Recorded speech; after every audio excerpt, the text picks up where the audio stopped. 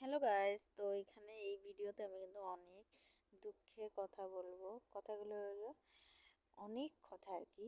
তো বিয়ের আগে বা বিয়ের পরেরই বেশি কথা বলবো আর কি। তো hello guys, welcome back to my channel Gopal dot Ganesh. কেমন আছো সবাই? আশা করছি খুব ভালো আছে, আমি খুব ভালো আছি। সবাইকে গুড মর্নিং। এখন বাজে প্রায় সকাল 9টার মতন, আর এই যে আমি কাপড় গুছাচ্ছিলাম। তো দুঃখের কথা হলো, সত্যি কথা বলতে, আমি যখন বিয়ে হয়েছি 2017 সালে, তো 17 ফেব্রুয়ারিতে বিয়ে হয়েছিল আমার। তখন আমার কিন্তু এতটা কাপড় চোপড় ছিল না সেইভাবে আর কি।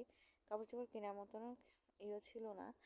তো যাই হোক, আমার তখন তো বেবি টিভিও ছিল না, তে কাপড় আমি কিভাবে কি ইয়ে করবো না করবো। বাবার বাড়ি গিয়েছিলাম, যখন আমি নায়র গিয়েছিলাম, তখন আমি যাওয়ার পর তারপর আমি কয়েকটা চুড়িদার এনেছিলাম ঘর সাজানোর জন্য।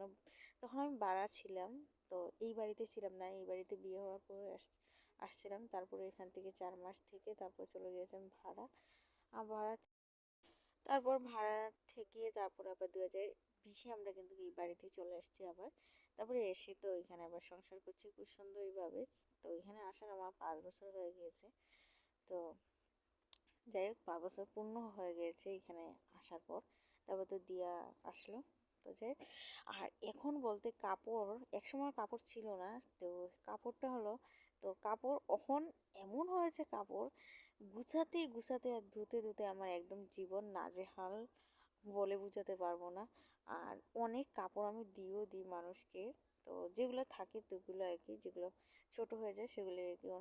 আগে এক সময় অনেক কাপড়ের এত নাজেহাল অবস্থা ছিল যে কাপড় ছিলই না বলতে গেলে।